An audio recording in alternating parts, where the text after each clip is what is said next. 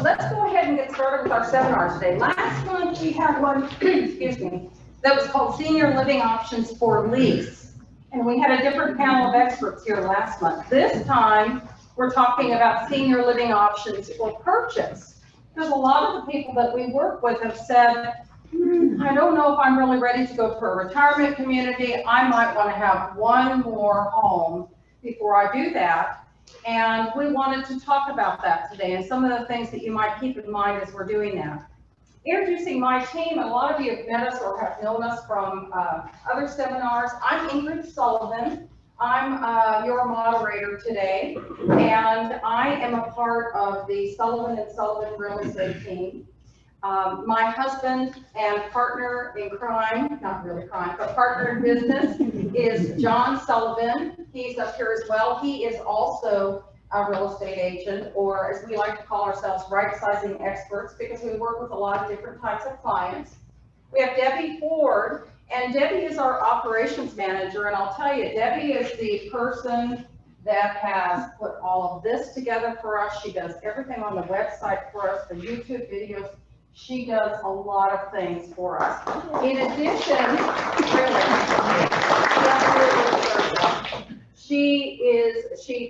we gave her some content, but Debbie is the master of putting together our book with all of the neat things that we have in there. So she's a real important part of our team.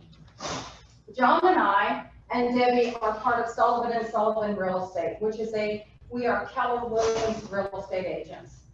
Based on our specialty in our market, we work with a lot of different real estate clients, but the biggest group that we work with are active adults, 55 and older. And when we started that company, we knew that it was going to be important to have a lot of services that are beyond put the sign in the yard and sell the house. We knew that we were going to need handyman contractors, movers, packers, estate liquidators, elder law attorneys, etc. So we created, and I've lost that slide, Debbie moved us on, but we created senior downsizing experts, which is how a lot of you know us, as senior downsizing experts. That's our company that we own. What's important to know about that is that we've had lots and lots of partners that we've vetted that have worked very closely with us for as up to 10 years or more. We want to make sure that when we're referring somebody to you, that you know that we feel like it's an extension of us. So we have our other company called Senior Downsizing Experts. As we move forward, we also have our mission statement, which we feel is really important for you, just to know a little bit about us. It's on your screen, but not this screen. Yeah, I'm not able to advance it somehow. Okay. So the mission for us is to empower our clients and their families to make informed choices. That's always important in any situation, which allows them to have peace of mind. That's our goal, is helping you have peace of mind, confidence, security, and an uplifting experience. Especially when it comes to housing and all the things that are going on right now, you want it to be an uplifting experience, which includes things that we offer through our smart right-sizing services, which I just mentioned to you. Real estate, move management, and education. And the education part of our business is the Smart Senior Series that you're attending today and following us online. All right. So today's panelists that we have up here that are going to do our presentation, I like to call them our experts today because they truly are experts for us. We have John Sullivan, who I've introduced to you earlier. We have Deborah Mears. Deborah's has helped us in the past with other seminars, but she truly is an expert, has lots of information to share. She's actually with Johnson Development, and Johnson Development is responsible for this huge location that we're in. And today she's going to be here talking about the Viridian, which is a multi-generational community, as well as the elements, Viridian elements, that we're going to be going over to see later on today. And then we have Jefferson Aldrich, and Jefferson is our mortgage expert. Because as people are thinking about what could I do next, not everybody's got the cash in their pocket. They might want to know, well, how do I get it? So Jefferson is going to help us with that. As I mentioned earlier, we're still, just as a comparison, last month we had this graphic. and a lot of you took that with you. Last month, we talked about everything from the red to the yellow. But this time around, we're talking about a lot of the things that you can do in the blue bar. Aging in place with garden homes, condos, townhomes, those kinds of things. So that's where we're going to be today. And today's topic, we're going to be talking about different purchase options, because this is senior living options for purchase. That's where we are today, for purchase. Last month was lease. This is for purchase. And as you can see, there's lots of different directions to go. And I will tell you that that's not always been the case. In the past, there's been senior living communities or buy another house somewhere, but now they have lots and lots of different options for us. Here's one of the things, and this is kind of a lengthy slide. I have two here that I want to share with you that just kind of identify what does that entity, Active 55, or what is it for seniors that makes us special? And what's important for you to know is that we have, as real estate agents, we have to be sure and be respectful of the Fair Housing Act. And as you can see here, it protects us from discrimination. That's really important. It protects us on the basis of race, color, national origin, religion, sex, familial status, and disability. That's important. But it doesn't expressly ban age discrimination, because there are communities out there that are Active 55, or in my business, they're called age-restricted communities. Okay?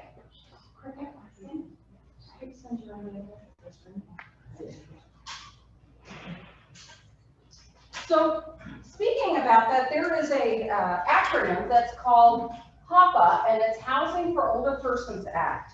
Again, this is just kind of a little bit of an elaboration. It provides an exemption, a liability for familial status.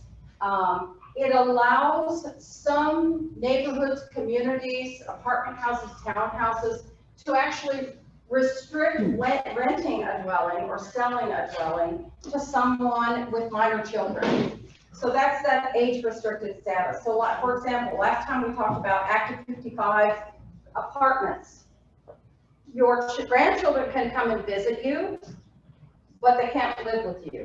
They can come and stay 14 days in a lot of cases, but they can't live with you, because the environment for that neighborhood or that building is, we want active adults, and they've moved together for that reason.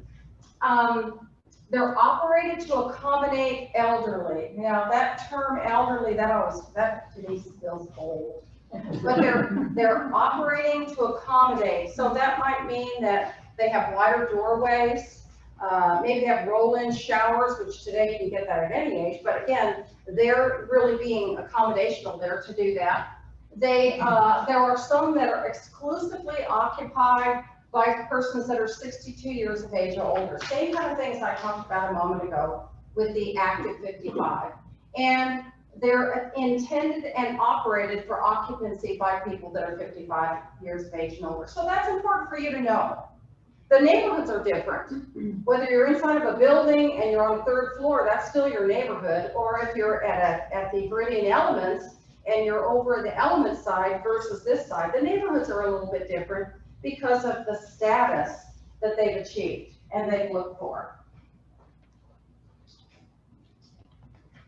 So the first thing that we want to do is we want to talk a little bit about housing, and we're going to do that with John Sullivan, who is going to be our realtor expert today. And I've got some questions for John that he's going to help us with. I guess that's not working. Okay. Let me try it again. Nope, it's not working. Okay. So let me just have that for a second. Might be because I need to be closer. That's good. Can I make a button for you? Okay, I just need to be closer. I was going to have Debbie run it just to keep me on track, but sometimes I just need to keep myself on track. Thank you, Debbie. All right, so wave John, ugly face at you. Okay, great. So John's going to talk about some of the housing opportunities that we have. And to start with, he's going to talk about new construction or new builds. A lot of times we talk about them as new builds. And I'm going to ask him a little bit about new builds when it comes to buying. And we're going to make a comparison here between buying a new construction, a lot of new construction going on here and around the city, and the other comparison will be on buying a home that someone's already had built for them. So John, talk to us about this. Well, new homes, that's what you're going to find a lot of out here, but there are some pre-owned homes out here as well. How many of you have bought a brand new home before from a builder? Yeah, a lot of you have. Yeah. So as you might imagine, there's a lot of advantages to that. You get something brand new, you don't have to worry for a while on the maintenance, and there's probably less maintenance because they're using whole different kind of materials than they did even 20 years ago. But you don't have to worry about things like pests and rodents, because most of them have built-in systems that do what your pest guys that come around and spray your house, like we have at our house that comes out every quarter. That's built into a lot of the homes.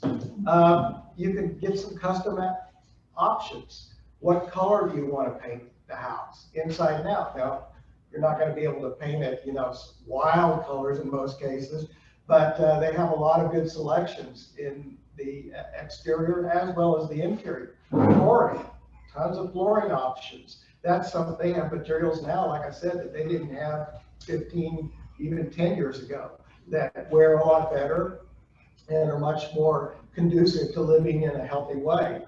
Smart homes, most of us have heard of that term. And some of you, like we have, we started adding smart home features to our house, which not only includes things like Ring doorbells, but other security cameras. You don't need a key to get in your house. You just have to know the combination. And some people even have a fob that they can use to get in. Lighting, LED lighting is more efficient as far as what it uses for power, as well as better to light up a room or light up an area where you might be reading or doing other activities. You know, on the smart homes, John, I think that in a lot of cases now, you can even address your garage door from your smartphone. You know, if you pulled away and you thought that you didn't close the garage door, you can operate that from there. You can set your, as John said, you can set your house for cooler so that when you get home, you turn the air conditioning on a little bit before you get there and it feels good, or heat in the wintertime. It's really nice if you choose to do that, but it's a nice thing that's upgraded our homes today. Yeah. It really is. A lot of people are starting to upgrade. Oh, new home gives you new appliances as compared to a pre-owned home.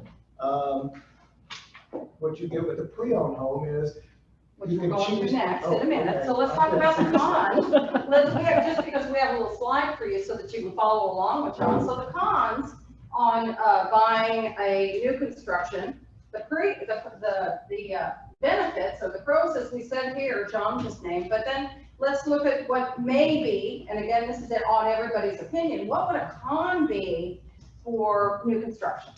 Well, they're going to be more expensive. And if you've been reading the articles, new home prices going up because wood.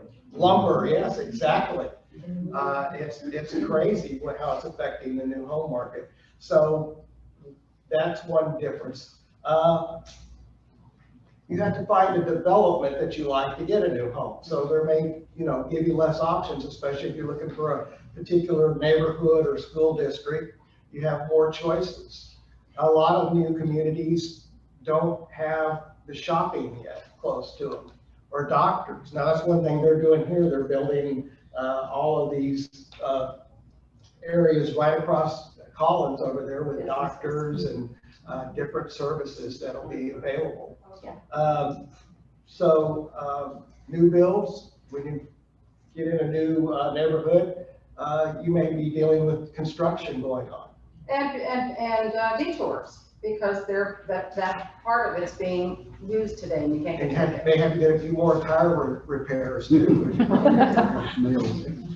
If you're in a great community, and I will say this one, they're very conscientious about that because they don't want their homeowners driving through and having to worry about that. So they're always being very conscientious about cleaning those things up. Yeah, I think that's important. that's true.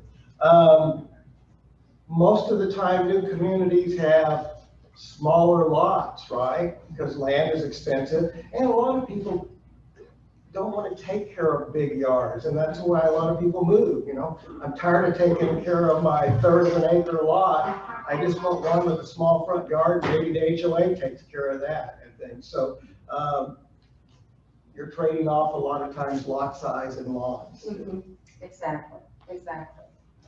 You know, just kind of getting some ideas here, you know, John mentioned location may not be as convenient to schools and shopping, and for a lot of us that are here today, we may be thinking, well, we don't really have kids in school anymore, so it doesn't matter. But remember, we always want to be forward thinking.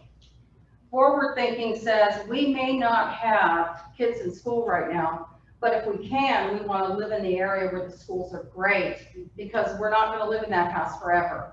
There's going to be a time when we want to sell it, and one of the key points about where that house is located is the schools. Mm-hmm. So always be forward thinking when you are looking at a new location. And here, and which Deborah will talk about later, they've been forward thinking because they've actually put schools within this community, or this development, which is really a great thing to do for their residents. And a lot of people tell us when they're getting ready to move, doctors is a huge deal too. Yes. They want to be near Yeah. a doctor they're familiar with or where they can get Right. medical services. Right. So that's the new construction side of it. Then we're going to move forward now. We're going to talk about, here's what I want you to think here. A lot of times people say to us, well, maybe I think I'm just going to look for a used home.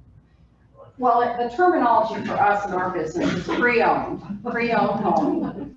And you know, think about it this way. If you were to go and buy a car today, you could buy a pre-owned car. I happen to drive a Sewell. So if you get a pre-owned car, it means they've done all the things that they need to do on it. A lot of times it comes with the warranties, don't they? So pre-owned is really what we're looking at. And just like the other one, there's pros and cons. So John, let's just real quick go over the pros. Well, as you might imagine, they're probably more reasonably priced. If you're going to start at a certain level when you move into a new build community, and if that doesn't fit your budget, you probably can find something in a pre-owned home. Established neighborhoods. So you're not waiting for everybody's grass to come in and landscaping and the trees to grow big. You may move in with huge oak trees or pecan trees and that type of thing. You're able to actually walk through and see what the home you're getting. You know, when you have one built, you can look at a model and things, but a pre-owned, it's pretty much what you see is what you're going to get. And that's typically when you're taking a real estate agent, or a real estate agent's taking you to show you what those homes look like. And if it doesn't have everything you want, your budget may allow you to buy a home that you can go in and do some of the remodeling, like updating your kitchen and bathroom as well. Also, you don't have to wait for the home to be built. You know, I would guess they're running 6 to 9 months for a new build. And so again, when you find the right one, you can move in usually 30 days, sometimes less. So. And I would just say, kind of in sharing on the pro side, remember, it's all in what you're looking for. So a new home is going to have a new build, new construction is going to have all new stuff. I mean, that's how they come, with all new stuff. And that's factored into the price. Whereas you may be buying a pre-owned home that has a few new things, new dishwasher, new stove, new roof, those kinds of things, but maybe not as new construction. So it really just kind of depends on you. For some people that are not lawn or yard people, it's not as important to them that there's a big tree in the front yard as it is that they're in an area that they enjoy being in. So just kind of keeping that idea. These are just suggestions. What about the cons of having a pre-owned home? Well, you want to make sure you get them inspected well, but even then, that doesn't eliminate older homes, depending on how old, can have all kinds of things. You know, the wood that they used when they built it isn't as good as the materials they use, so you always have to keep it updated, painted, fix rotting wood, especially in our environment. Rotting wood's a big deal. Foundations. All foundations, especially in older homes around here, move some, and some more than others, depending on where you get them. And so that can be and you may have it fixed once and it may need to be adjusted again. And those can cause also, with the older plumbing, sewer issues, which is another thing that people run into. And then they're going to be typically less energy efficient. A lot of people do insulate them as much as possible and put in the most efficient system they can, but still, there's no way they're going to match a new build in energy efficiency. Exactly, exactly. So here's another question for you, and that's going to be in regards to new construction or having a pre-owned home. The term maintenance-free, or a lot of times for us with our clients, we're talking about lock and leave lifestyle. That's really what I want, lock and leave. I don't want to have to worry about this stuff for years and years. I've tended to my home. I don't want to do that anymore. And if my home has that maintenance-free concept, if I've been sold a new home or a pre-owned home that's maintenance-free, what exactly does that mean? John, can you just briefly cover those for us? Well, I don't know if there's truly a totally maintenance-free home unless you live in an apartment and have somebody come, that you're leasing and have somebody come fix it. But, you know, let's start at condos. And some single family, what we would call single family homes, are deeded in some residential communities, not many of them, but some of them deed them as condos. So the homeowner association covers a lot of things like the exterior maintenance or the roof. They have a policy that covers all the roofs in the subdivision. And some of them like I said, there's not many of them, but don't cover the exterior siding and the painting of that. And certainly HOAs, most of them, some of the landscaping up to the front yards.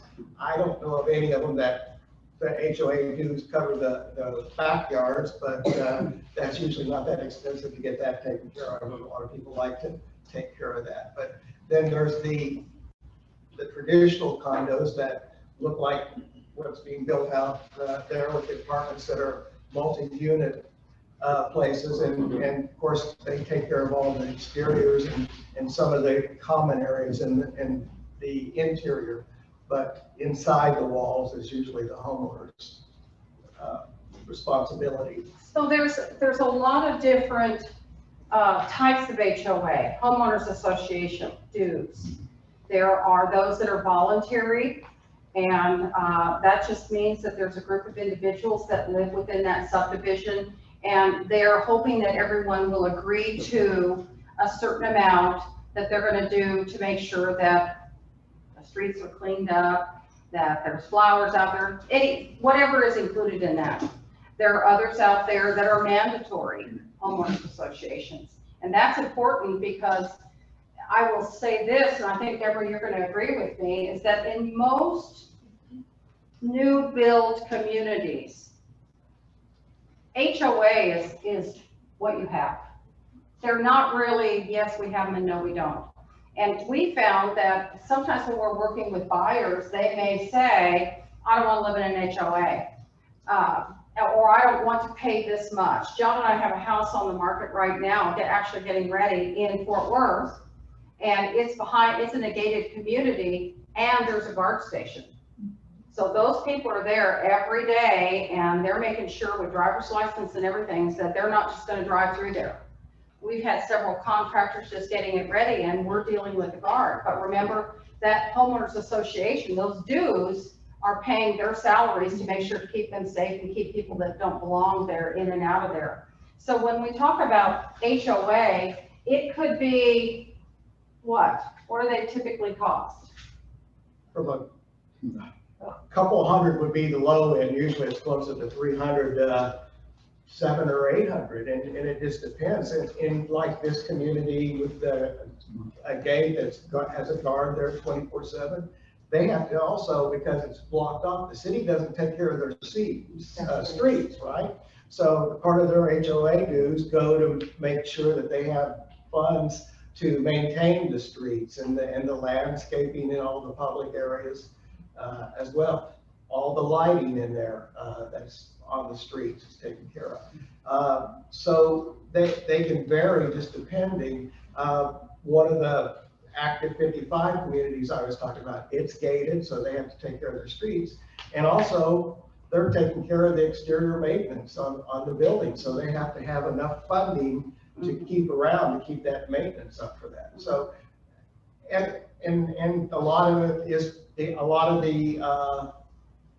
some of those, like that one I just mentioned, where they do exterior maintenance, the HOA covers the exterior homeowners insurance. So you just pay for interior insurance, and that could be part of the HOA dues that you pay. So it just depends on the community and what things that they cover. And usually if you penciled it out, it would come pretty close to, if you were paying all those bills for those individual things and maintenance, what it would cost you anyway. So that's just part of the cost of owning a home. And lots of the communities that are out there, they may have a maintenance fee, and it's really just to cover making sure that the flowers and the landscaping is taken care of in the entranceway or in the common areas. But there's others out there that have parks and swimming pools and those, or parades that go through different times of year. So, the cost of the HOA is really to accommodate those expenses that are incurred to keep that. But I think the ultimate reason for a homeowners association is really to protect your property and make sure that the resale on your property is something that's going to be attractive to someone else later on, because it's been taken care of with restrictions and rules that they have. Right, so your neighbor's not going to be painting their house pink or turquoise. Also, your neighbor's not going to be overhauling their car in the street or in their driveway. So I've known some HOAs that you can have two cars and they both have to be in the garage. You can't even park them in the driveway. That's how restrictive they are, but that's what some people want. That's the kind of neighborhood and the streets they want to drive on. So they also protect the value of your property, and that's why people move in. A lot of times is because of what the HOA provides as far as restrictions and rules, and that's why some people don't move there too, because they don't want so much restrictions. HOAs also were responsible for amenity centers like the Magnolia Center that we're going to go and visit here too. So, note to self, as you're taking notes today, if you're moving into a new community, whether it's a new construction or whether you're moving into a neighborhood that has pre-owned homes in it, it's a question you want to ask. Is there a homeowners association? Is there an HOA here in this neighborhood? And what do I get for that, if there is? I'm paying X number of dollars. What am I going to get for that? What will that do for me? That's just important to know. You already have your decisions on, some of you may live in those neighborhoods already, but you probably have your decisions on what it is that you want. But if you don't live in a neighborhood with a homeowners association, write that down in your notes, that you just want to check to see what that is. In other communities, kind of like we talked about last month for lease, there is an entrance fee to move into a retirement community that you're leasing property or renting. And a lot of times that goes for maintenance and all those other things, parking, etc. So it's in there somewhere. You just want to check to see what it is. Thanks, John. I got another comment. Okay.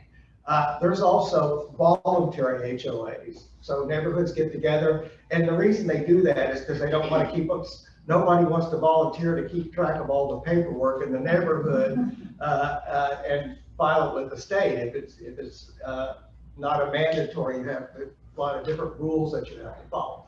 But the reason they do voluntary is so the neighbors get together and agree, we're going to take care of our lawns and take care of the neighborhood. And if there's any, entrances that are public, they figure out how they're going to maintain it and that type of thing. So they just all volunteer to get together and work together to take care of it. And if you got a neighbor that's not living up to it, then the rest of the neighbors will gang up on them. Okay, John, I wanted to just bring to your attention. It used to be that there were houses for older adults, but not everywhere. And I think a lot of us, if we think about it, we've heard that term Del Webb before. Del Webb, Sun City, those kinds of things. Georgetown, Del Webb, Sun City there, Florida, Sun City. But there are more than that. So, you know, right now in Frisco, there's Del Webb, Frisco Lakes.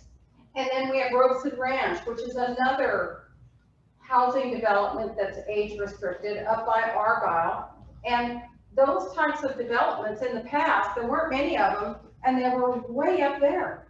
But we really didn't have anything here, and as we've been talking about earlier, we want to make sure and stay close to our church, stay close to our doctors, majority of our friends live here. Some of us will want to move because we want to be closer to our kids, and we're looking for something like that. But what you can see on this map that I have here, now we have the Viridian Elements, there's in Mansfield, there's Ladera Mansfield, over by Chisholm Parkway, there's Tabello Park, in Keller, there's the Villas of Stoneglen. There's a lot of them out there that have built homes, some in gated communities and not, others not, but they are what we call active 55, active adult living, and they're smaller homes.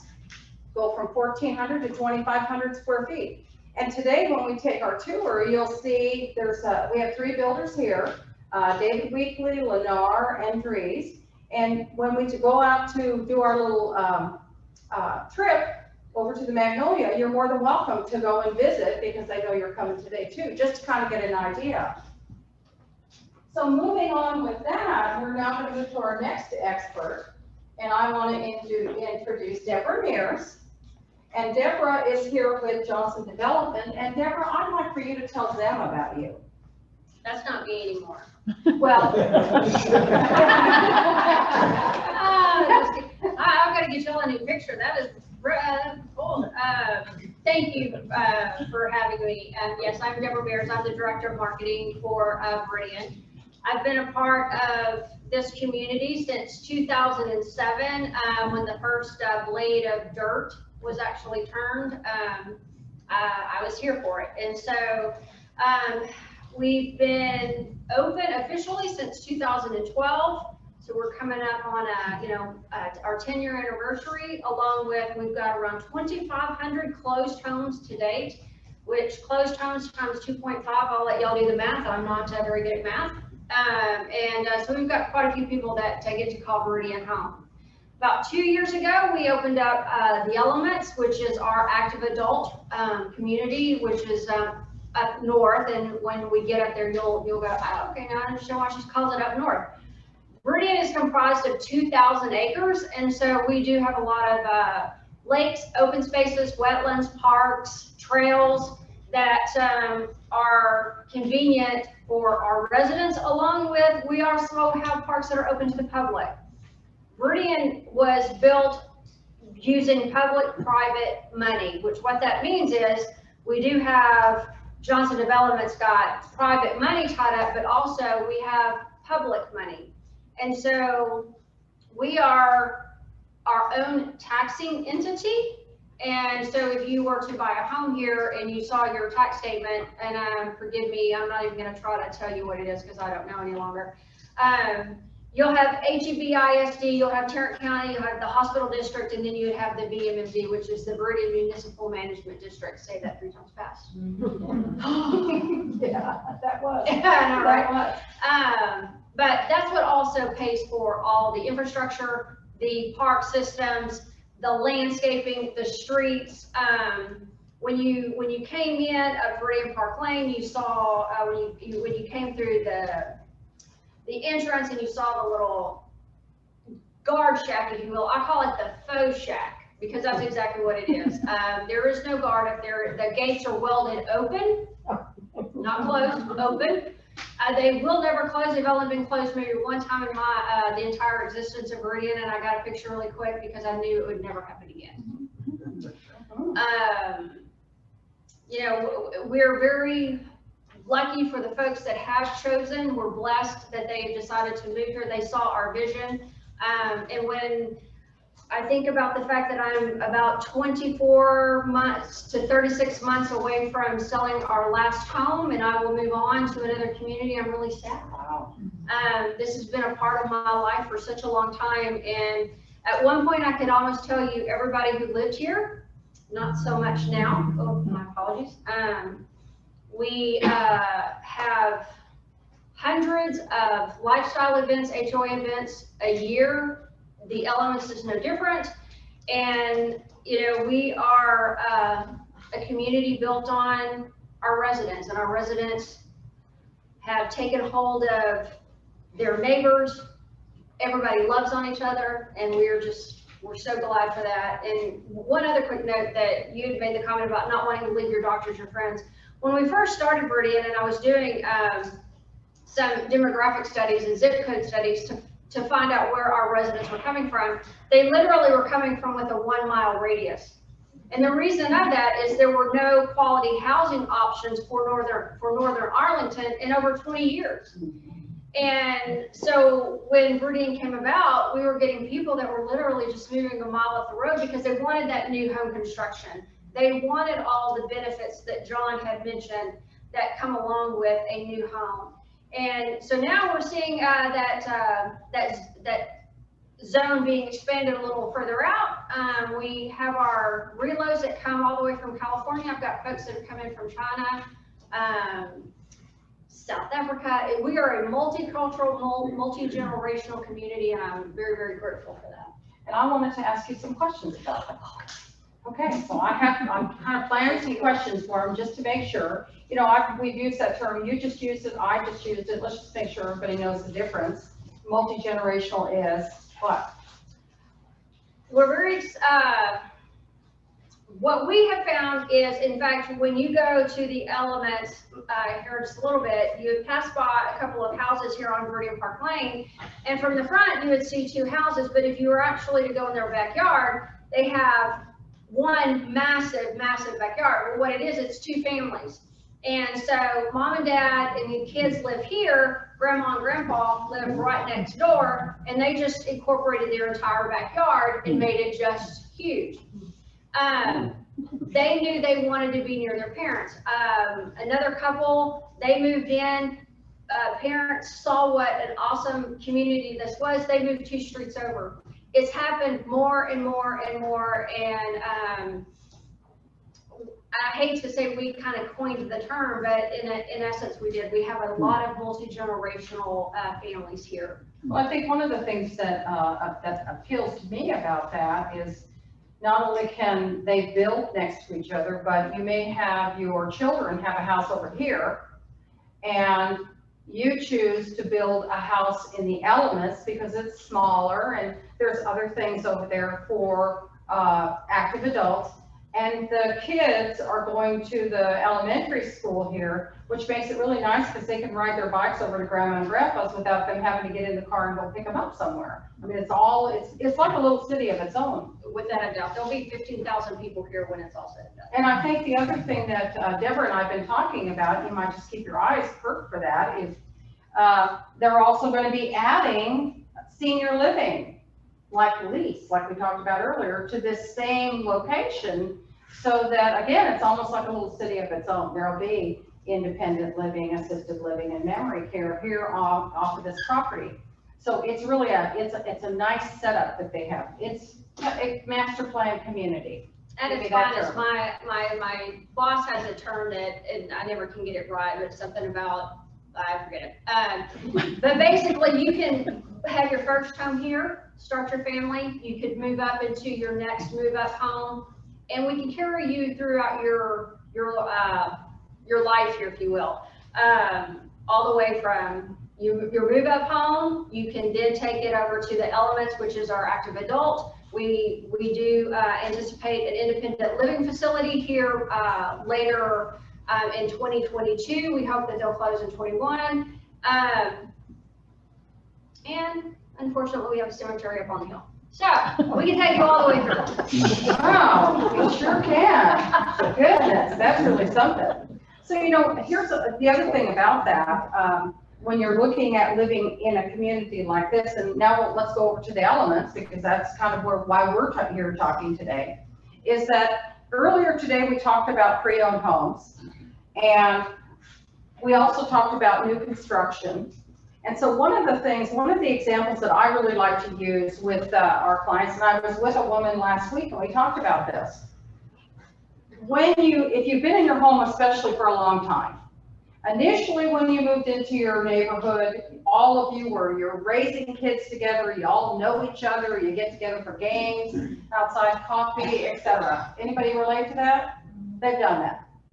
Nowadays, if you're still in that same neighborhood, what you may see more of is you see the garage doors come up, everybody loads up in the car, off they go for their day, to work, to school, garage doors go down, 4 or 5 o'clock in the afternoon, garage doors come up, the family comes back, garage door goes down. Do they really know or care that you're there? In a lot of cases, they don't even know you're there, because their lifestyles are different. Kids soccer, they've got all this going on with their jobs, etc. And I mean, if you think about it like that, how often do you really talk to your neighbors anymore? When you're moving into a master plan community that's active adult like the Elements, the majority of the people that live over there have had the same lifestyle that you have, but here's what's different. They all love to talk to each other and be with each other and find out what everybody's doing. And you have that relationship that maybe you've since lost in your neighborhood because of the age group that's living in that neighborhood. And that's something to think about. For a lot of people, and they say, well, I want to move into a mature neighborhood. They go in cycles. All the kids were raised, all the kids are gone. So a lot of times for us, when we're working with our buyers, we're saying, what's the neighborhood like to our sellers? What's this neighborhood like? Because if we have a family with young children, that might be important to them that there's still kids there. But now we're starting to see that the kids are coming back to the neighborhood. So we've kind of gone through that period of time where they all grew and went away, and now there's 4 young families moving there. But are the young families as interested in the things that you may not be and were at a different time? Less maintenance. So what does that mean with the Elements? You know, John talked about HOA, maintenance. What does that mean over there? So within Elements, they are part of the Master Association, which is Viridian. And so even though they're tucked up in their own little nook, and they have their own amenity center, which is the Magnolia Lifestyle Center, they are part of Viridian as a whole. So, but what the Elements buyers get, because their HOA fees are more than what a Viridian resident or a Viridian townhome person resident would be paying. But if you're a Magnolia resident, your front yard maintenance is included, the lifestyle coordinator, you have the Magnolia, and Viridian, everyone likes to say Greater Viridian. I feel like I'm missing something. They have access to all the other activities. That's what I mean, yeah. So they get Greater Viridian. Like I said, I feel like there's something missing. So Chrissy, I'm sure will touch on that a little bit more when we go over there. But when you go into the Magnolia, you'll be completely and totally blown away. It's quite spectacular. I think there's a dog park on the property. There is a dog park. There? Yes, there is. Okay, and walking trails all over. I mean, as you drive through here, if you haven't ever before, you'll see people walking all over. As a matter of fact, the walkability is a big deal here. 100%. What we found during COVID is so many of the residents, when shelter in place happened, they were like, this is what's outside my front door. Oh my goodness, this is amazing. And as silly as it sounds, it's very, very true. And I think that probably a lot of us in this room can relate to that. You had to slow down. You had to take a different look at how you went to the grocery store, or how you approached your neighbors, or what you did for entertainment. And so many people went outside and said, wow, we have access to the River Legacy Trail System. We have access to these miles and miles and miles and miles of trails within our own community. And the pocket parks, when I call a pocket park, you could be driving down some streets, and right here is just a little pocket park. And some of them have fire pits in them, some of them have water features, some of them do have playground equipment. They're all programmed differently, so we can add that mixture of variety out here in the community. When John and I first met you and you took us on a tour of the property, you mentioned something to us about lakes. And right now we're talking about the Viridian. Our seminar today is really more generic, but we're going to be here, so as you're going through, I want you to know that. Tell us about were all these lakes here before? And some people say, oh, that's on a floodplain. Tell us about how that's changed. When we first started out here, the lake system that you see out front and the one that you drove, well, it's all one that you drove through, it's a 300-acre lake. We actually drained that lake and brought out a lot of the dirt that was in it to bring the first phase, and I apologize, I do not have a land plan here, to bring it up out of the floodplain. And in doing so, it took us right about 2 years to get that dirt work completed, because Mother Nature thought it'd be real funny to fill the lake back up. We drained it again. It takes 6 months to drain that lake, by the way. She did it to us again. Then we went through a drought, and then everybody was like, is it ever going to fill up? And I'm like, we promise it'll happen. And boom, over the weekend, we've had a consistently filled lake. But the other benefit of having the lake system here is it's also part of bioswales, and it's part of our drainage system. Since for a lot of you folks who have been familiar with Arlington 20 years ago, 30 years ago, you're going, that's over there by that dump. Well, yes, the landfill is technically across the street. Viridian was never considered a dump. Was illegal dumping happening? 100%. Did Collins used to flood? Crazy flood. Well, we've prevented that. But what happens is when the water is coming off of the streets, it does go down these bioswales, which that's why Viridian Park Lane is curbless, and it goes into the lake system. Viridian also has 3 feeder creeks in it, which we have Hurricane Creek. Then there's see, I need my land plan with me. I am rusty at this, guys. I haven't done this in about 1.5 years, so my apologies. But those feeder lakes and creeks help maintain that water level. So no house has been subjected to any type of flooding ever since we've come on property and developed this property. So if someone buys a property here, their insurance company is not going to require them to have flood insurance? No, we do have the LOMERS, which is, don't ask me what that means, that says that your lot is not in a floodplain. Is flood insurance recommended? I would almost recommend anybody have flood insurance. Look at what some of the folks that are dealing with from the Eagle Mountain or Possum Kingdom, where they're opening up the dams. Those houses are flooding, and they never thought it would happen. Colorado, a few years ago, a 1,000-year rain event, those people are flooding. To think that your house will not be subjected to it is a bit naive, unfortunately, not to be mean or hateful by any means. Mother Nature has a funny sense of humor. And we found out earlier this year with our freaky snowstorm. Who would have ever thought that? Yeah. So protect yourself, protect your home. A flood insurance policy for the most part is just a few $100s a year. And if that gives you peace of mind to know that your home, your possessions are protected, I would highly recommend it even for your home today.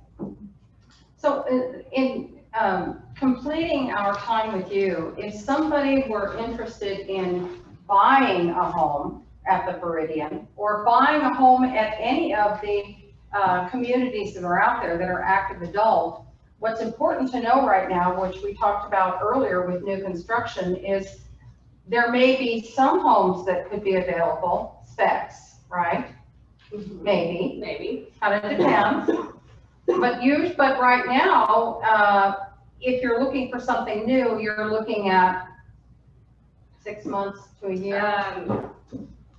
The good news about Elements is because you do have what the product that Lennar builds, which is called a 4-pack. They share a driveway, not a common wall, which is very similar to what Steve and Jenny does.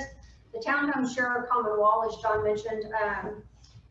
When you talk about townhomes or condos, those are roughly about 1,500 square feet to 1,700 square feet. Those will build out faster than a 3,000 square foot, give or take, home that Drees Custom Homes could build. On average, 2 years ago, a home could be completed within about 6 to 8 months. Now, unfortunately, it's taking 8 months to 12 to 14 months. I feel like, here we are talking about buying a home, and heaven knows that's what my business is, but inventory is at an all-time low. We know that construction materials are at an all-time high. And not to mention, our builders have had to go on an allocation. And what I mean by that is, even though I've got 13 builders, they can only sell 2 houses a month. And we are not the only community that is having these growing pains, if you will. Most builders within the state of Texas is doing the exact same thing. Go to any builder website today and you're going to go, I cannot find the sales price for this house. You won't. Until you go and talk to them, until the builder is at a certain completion point, they won't give you the price of the home because the pricing of materials right now is too volatile. So I just popped up a picture here as we finish up with Deborah, and thank you for just sharing all that information. And actually, we wouldn't have known you were Rusty. I appreciate that, Ingrid. I can, but we just kind of captured a couple of pictures here for our audience today, and the location that we're going to be going to, you're seeing up in the top left-hand corner. We'll be visiting this area in Magnolia. And how many houses are going to be in the elements? 650. Wow, 650. So all total homes out here would be how many? Single family residents will have roughly around 3,500, and within our what we consider our multifamily, which that can be townhomes, condos, or apartments, there'll be roughly around 1,100 to 1,200. And so when it's all said and done, we could be at 5,500 units. Wow, that's a lot. And we, phase 2 of Elements is under construction now. We hope to deliver it by the end of the year. The island, which you'll be driving by as well, we opened that up late or beginning of last year. That's almost sold out. I have one more phase in Viridian that we will deliver by the end of this year. And what will be left will be what we consider along our commercial area. And I'm done. Super, thank you so much. So hurry up and come out and buy your home as soon as you can. As soon as we have product available. And we're going to be following Deborah later on today. She's our parent band. She's going to be taking us over there to the Magnolia, so we'll be sure to look out for her. But as we now move forward to the next phase of our seminar today, so we've talked about different types of homes. We've talked about classification for different types of homes and what they have here on this location. And the next step for us would be, well, how do we get one? If we wanted to purchase a home, whether it be pre-owned or new, how do we get one? And the next person that we're going to be talking to today is our other expert, Mr. Jefferson Aldridge with Cherry Creek Mortgage. And Jefferson, I'm going to have some questions for you as well, but I'd like you to tell our audience a little bit about yourself. How is everybody today? Everybody's waking up a little bit. Are you all excited about going to buy property now? My name is Jefferson. I've been a lender in, I guess you would probably just call it Texas, but we've been in DFW for the last 20 years. I've been through the last 3 or 4 major lending cycles where things have gone a little crazy, like during 2020, rates went to the all-time lows in the mortgage history. We were selling 30-year fixes at 2.25%, if you can believe that. And then I was doing loans when the world came to a halt during the credit crunch and, 2008 to 2010, where no one could get a loan. So, I've been around a little bit and I've been doing loans for a while. So if you have any questions, I'd love to help you. Right. And they'll all be available to us after our seminar today. So I am going to, I've got a few questions for you, Jefferson. So, Please. when it comes to financing, what's traditional? What's the norm of that? So the normal loan, as everybody knows, is just a conventional loan. That's what most families will use when they're buying their second, third, and fourth home. A lot of the first-time home buyers will use an FHA loan, but then anyone can use FHA as well. These are government-backed loans. And then veterans have the ability to use the VA loan. How many of you that are here today are veterans?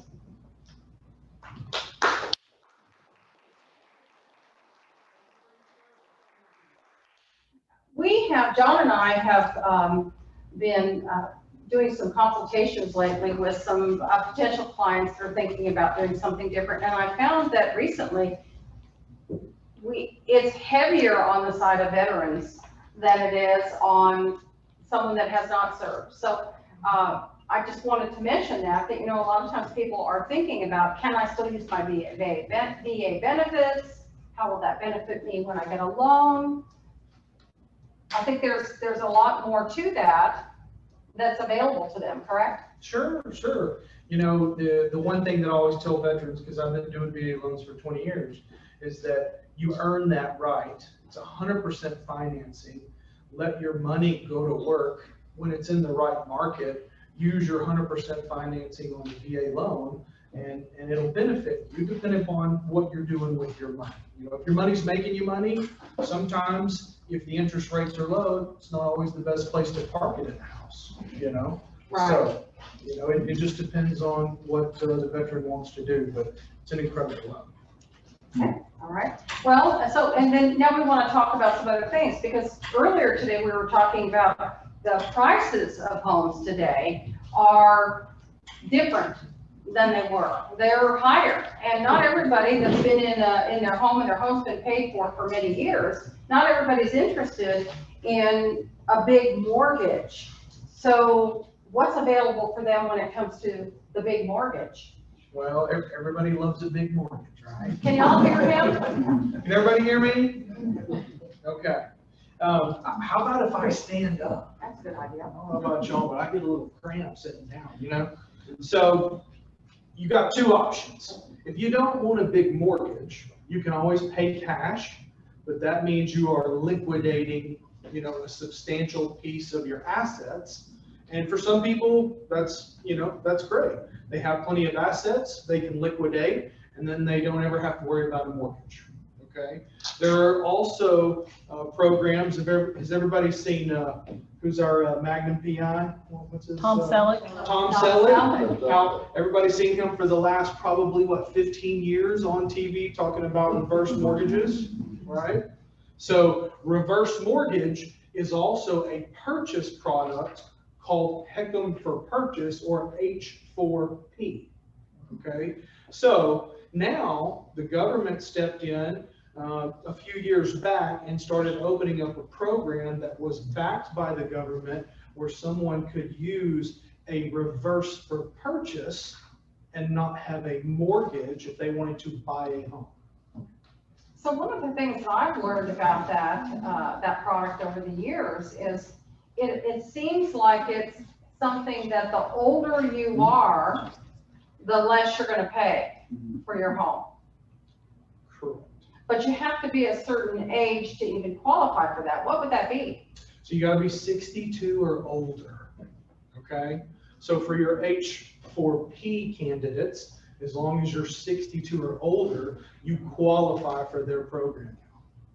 And that's great, that really is. So HECM, home equity conversion mortgage, gotta be at least 62 years old. Right. And, you know, when you say qualify, other than the fact that you're 62 years old, is it hard to qualify for that loan? Any harder than any other kind of loan, but this one specifically?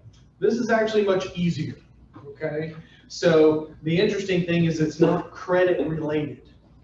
So the good thing about the HECM for purchase, you have to take a class that kind of walks you through the basics. They call it an education class, and it's good because they fill you in on the ups and downs, you know. As long as you're 62, that, you know, that's always your first issue. You have the possibility of what the down payment's going to be, and those down payments to be able to qualify for a HECM for purchase or a HECM, it's usually between 50 and 60% down. So those are kind of your major buckets. Which is nice, but the way I understand it is that you have to have that cash. It's not you borrow the money to borrow on a HECM, right? That's right, that's right. You have to, and I know that for John and I, we have several people that have purchased homes in active adult communities using the HECM. And typically, where does that extra money come from? Where does that down payment come from? It comes from the proceeds that you receive on the sale of your home. So you sell your home for $185,000, and it may require you to bring $175,000 to closing for the HECM. Am I right? That's right. Which then that would take care of the rest, correct? Yeah. So what you've got is in a market like today where homes, it's hard to find a $185,000 home. Has anyone gone down that path recently? It would be on there for a minute. Yeah.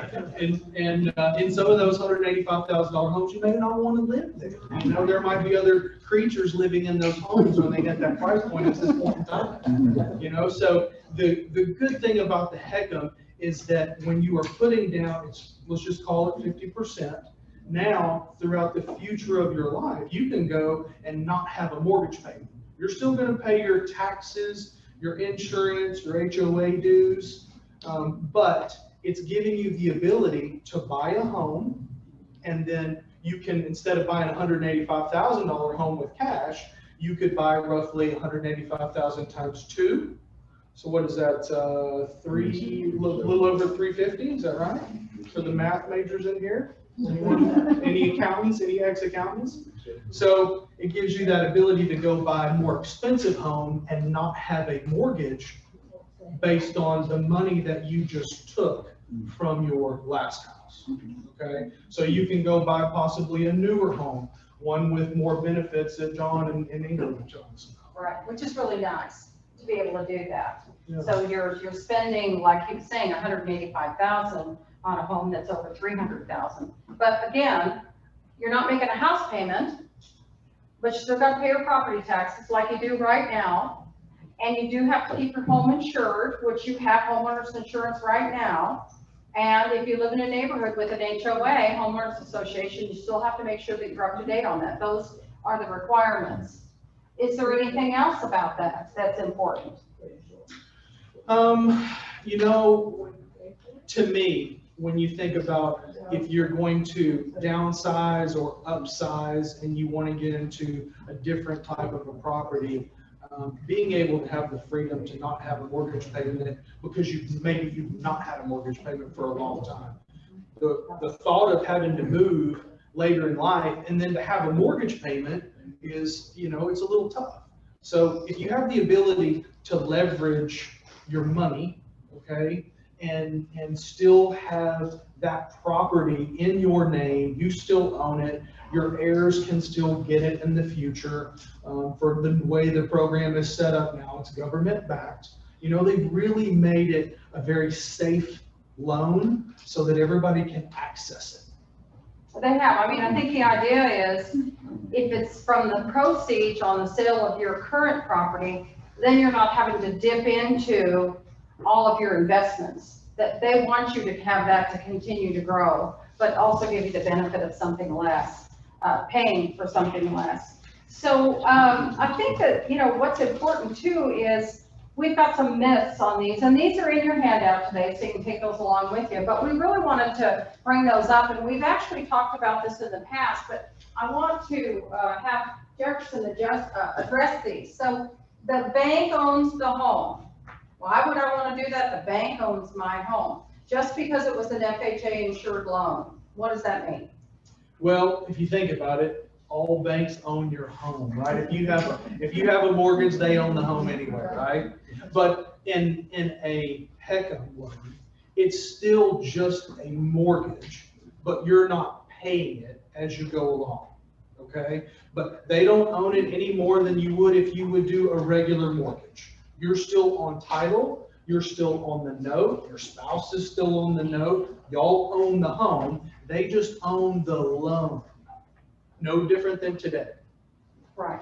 Yeah. Now, the question that we have here for you is the high setup fee. So you had mentioned earlier that it might be a little bit higher than getting a traditional loan. And why would that be? Well, because in the world of loans, okay, there's nothing that's being paid to the lender over the course of time until someone passes away and then the loan goes back or the property is sold. Okay, but it has very normal fees. There's nothing crazy about these. They are federally backed loans. They have restrictions. So it's not the old days of the Wild West when reverse mortgages kind of started and there was no regulation on them. Now they're fully regulated.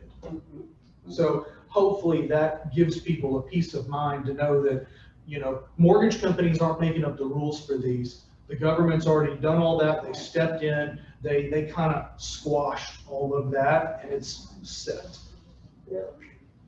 So the other part of that too would be, the time has come and you are moving to New Jersey to be closer to your family. And you have a home that you purchased with a HECM, and now you're wanting to sell that home. It's really not going to be any different than a real estate transaction that you're doing today.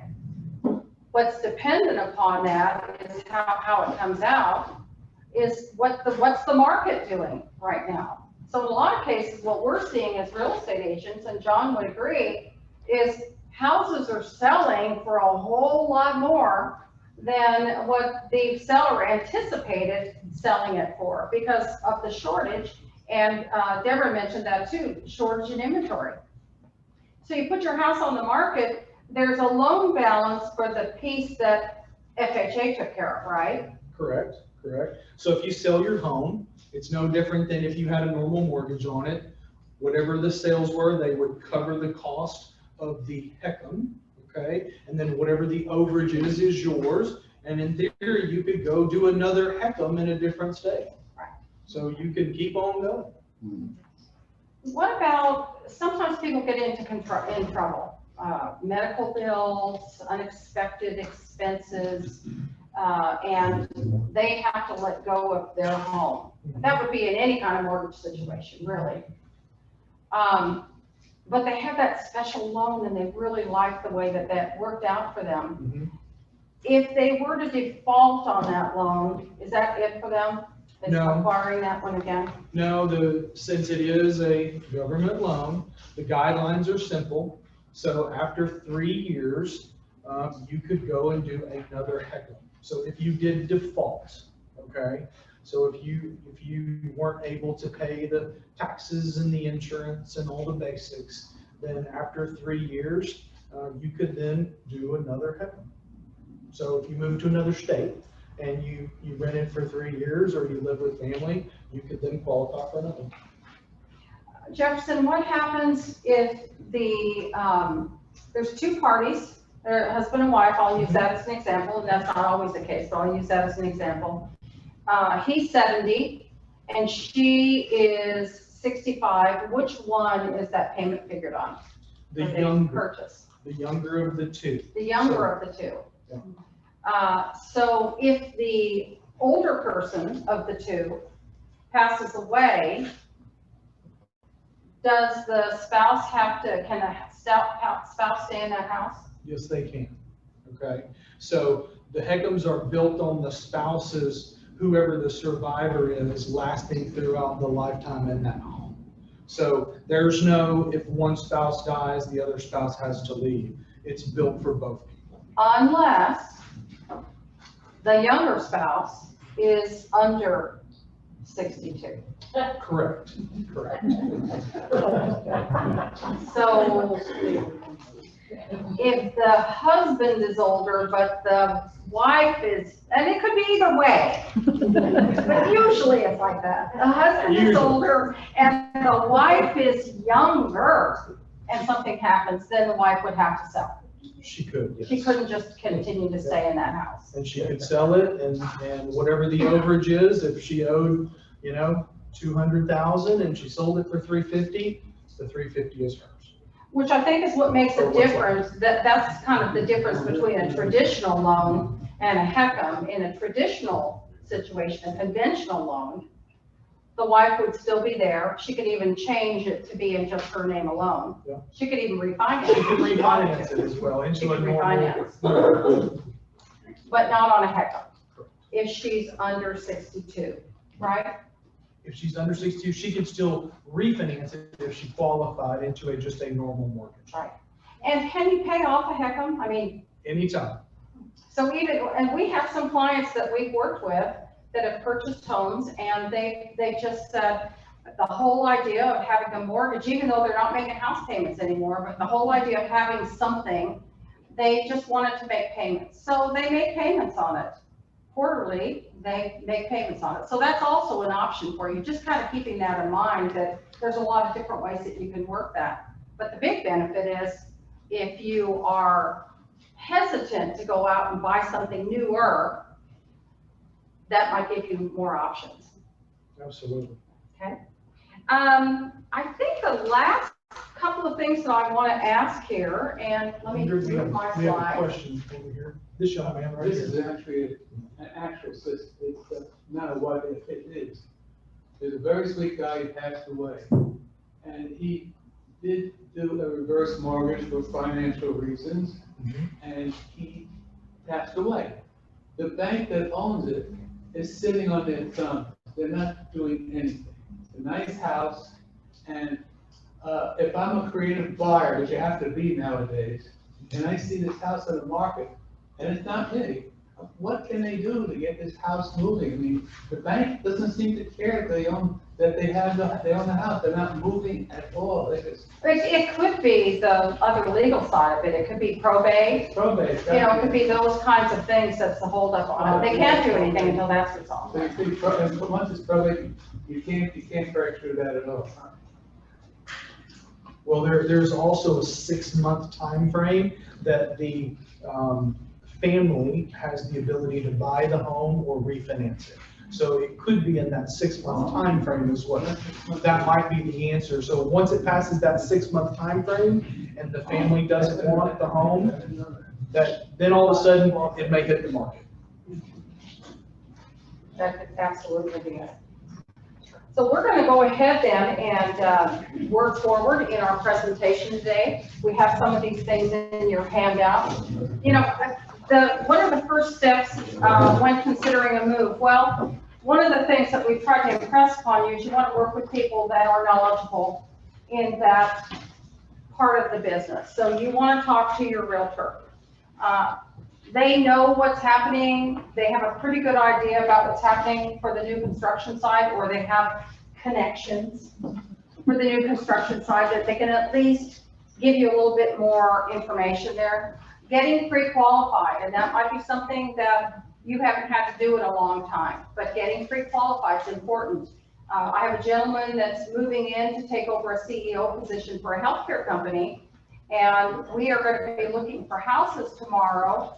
And I said, you really need to get pre-qualified before. And he says, oh, I'm good for it. I don't really need to do that, but I'll have what I need at the time. Well, in today's world, I couldn't even think about presenting an offer on a pre-owned home or a new home without a piece of paper that says they're qualified for this number. So that's really important, because you want to check to make sure. Sometimes there's things that lenders need that you might not be aware of, that they need you to spend a little extra time to provide for them, right? Absolutely. And your CEO, he was perfect. I got that. He's That's pre-approved good. and ready to go. That's good, that's good. No That's worries. gonna make, that's gonna make my morning tomorrow so much better. He's fantastic. The other thing that we put inside your handout is decide on your top 5 must-haves. You know, there's a lot of things that you've learned from our seminar, we hope you have from the seminar today, but really start to think about what are the things that are not negotiable for me. I'm looking for this. You want to write those things down because that's going to make a difference as you're starting your search and your process. And also, one of the other parts that's important, because we're senior downsizing experts, in addition to being real estate agents, you want to make sure that you're working, especially if you're looking at something that's 55 and older, you want to make sure that you're working with someone that is educated and knows about your needs, because what we've learned is that helping someone buy a home that's in their 30s and 40s is so much different than someone like yourself. There's a lot of components that go with it. Not just the purchase, but the stuff that you've had all these years and you're probably not going to take with you to the new place. So that's an important thing for you to keep in mind. Other things that are going to be important are the relationships. You want to make sure that you're working with someone that has relationships with builders. Like Deborah said, they've got 18 builders out here. And there are real estate agents in the market that have close relationships with the builders and they know what's going on and what product or where they're going to go next. So you want to look for somebody that has that knowledge. Also, I already mentioned, understand the nuances of working with an older adult because there may be an estate sale that is going to happen. And one thing that I neglected to do today, and I want to make sure that I mention, is some of the other sponsors that we have here today. We have Erica Williams is here today, and she's with Counter All Joy Estate Sales. You want to make sure all your paperwork's in order, all your legal paperwork is in order. And we've got Bertha Hurls here with Dignity Memorial today. She's here and can answer those questions. And you want to look at your investments and make sure that your investments are working in the direction that you want. We have Troy Miller. Right. Here with Paper Wealth with us today. So we want to make sure that, you know, we're looking for those entities that have partners that work closely together. And then educate yourself on the options. There's a lot out there. There's a lot to learn. If you haven't had anything for a while, different home for a while, drive through the neighborhoods. And I always like to say it this way, especially if it's pre-owned. Go in the neighborhood one way and come out another way. And don't go during the day. It's easier a lot of times because there's less traffic during the day, right? But guess where everybody is during the day?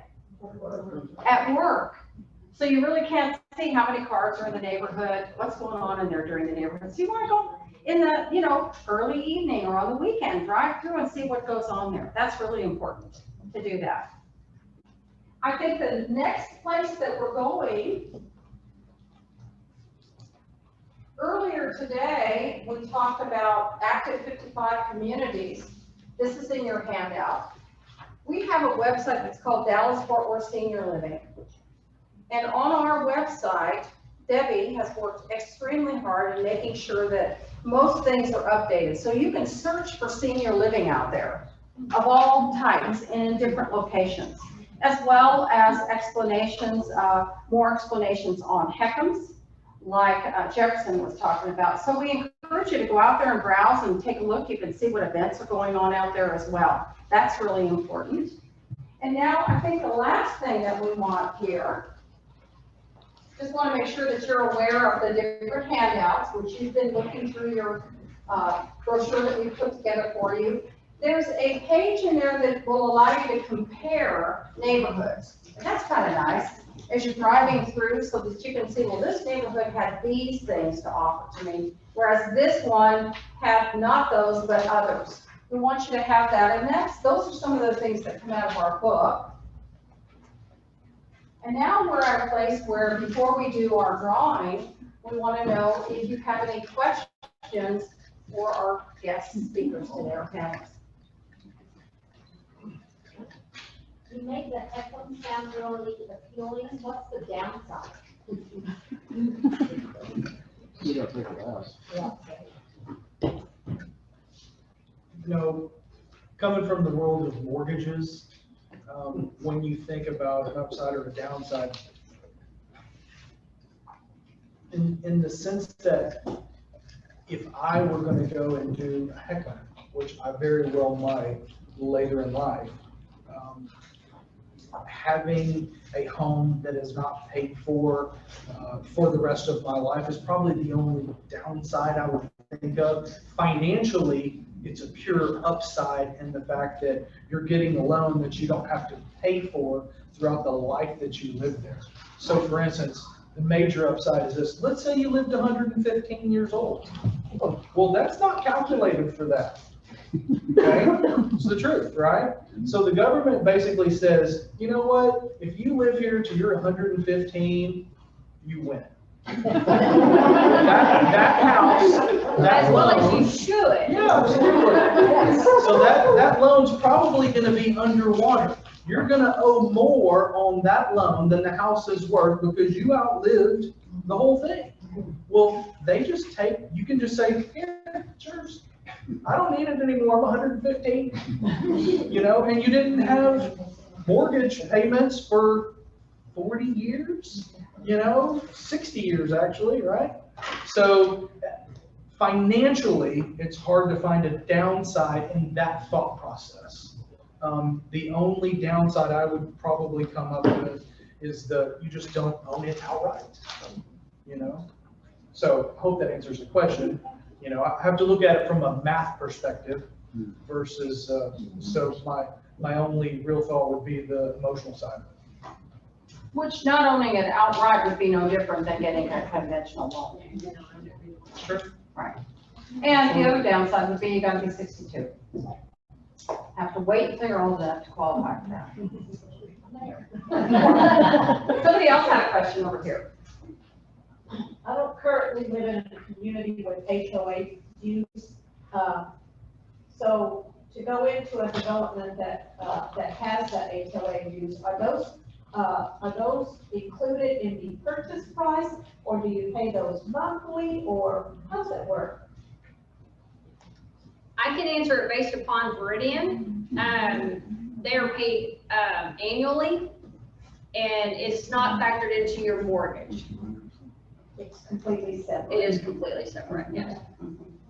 And some of them will actually say that you can semi-annually it's this amount, because some people choose to split it up. Right. And we have that flexibility. You can Yeah. pay quarterly or annually. Yeah. Is there a city tax deduction on a gated HOA? Oh, can you take it off your tax? No, is there a reduction in your city taxes since you're paying for For for the all the roads maintenance on and the gated. streets and everything? Not for city taxes that I've ever seen. So here, yeah, the HOA would be additional. Cities aren't gonna give you a break that I have seen on taxes because you're in a special area. They're gonna tax you. But even if they're maintaining the streets, even Right. if the HOA is maintaining the streets and lights and everything? I've never seen a difference, and I'll use Vaquero up in Westlake as an example. That I know of, they don't get a deduction in their city taxes to Westlake because they live in a community that has to take care of them. Well, your school taxes come out of your property tax too, and you don't get a deduction because you don't have kids, and I think it's kind of. You get a senior deduction. Well, yeah, but still, I don't think, I think it's part of the utilities and everything that you're. Bertha? Yes, I have a question. On your HOAs, when you move in, how often do they go up? We've, in nearly, 10 years that we've been on site, we've only gone up once, and it was $50. And so for Viridian, if you lived here, it's like $995 a year. If you live in a townhome, it's slightly more, and then if you live in Elements, it's more than. Because of the access that you have. Correct, Yeah. correct. And you get more. Yeah, and the townhomes are an additional fee just because of the insurance they do have front yard maintenance and in a variety of other exterior maintenance that goes on because you're sharing your home with 3 other units. So these buildings come in either 3 units or 4 units. So you've got a common roof line, walls, that kind of thing. So they pay for the insurance. Yeah, do you have a mud tax in Meridian? We have, it's an MMD, it's not a municipal, we're a municipal management district. And so it's about the same, but, MUD is a municipal utility district. And so it's just a different terminology, but it runs about, I mean, it's very similar.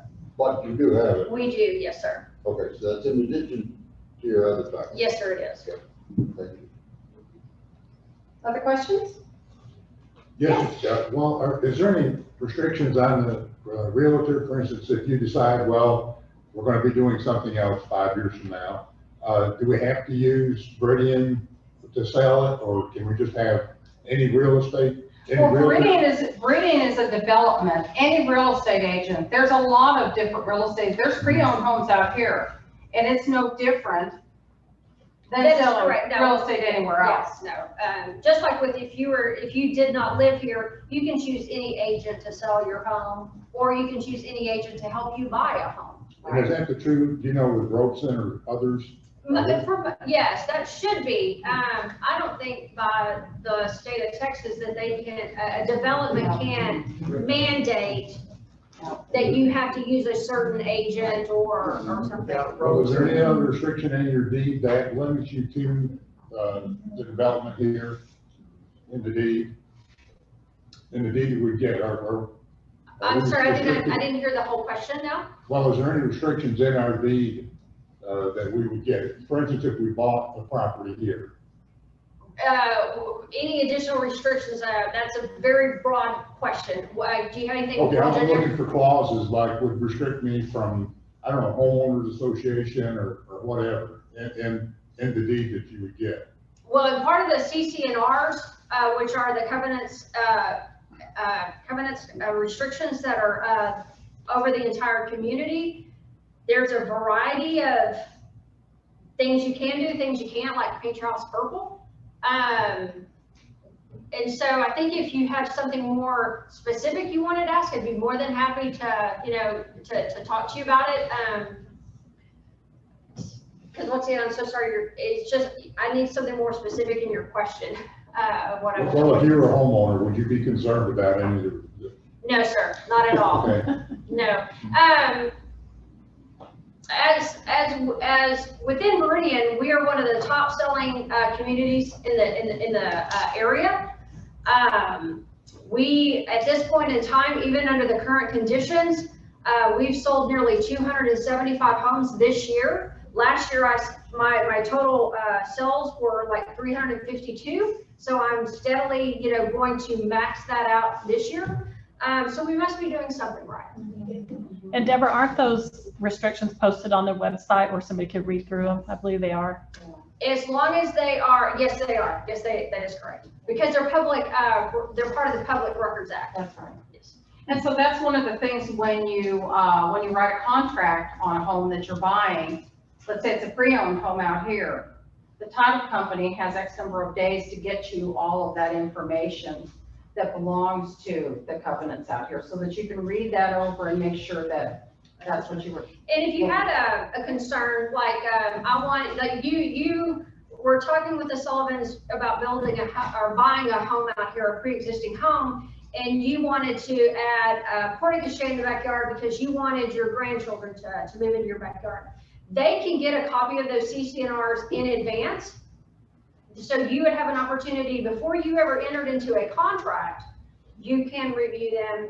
You can make sure that, yes, I can live within these guidelines and so on. The other thing that I was thinking about there that people will see is that maybe you want to build a workshop in your backyard.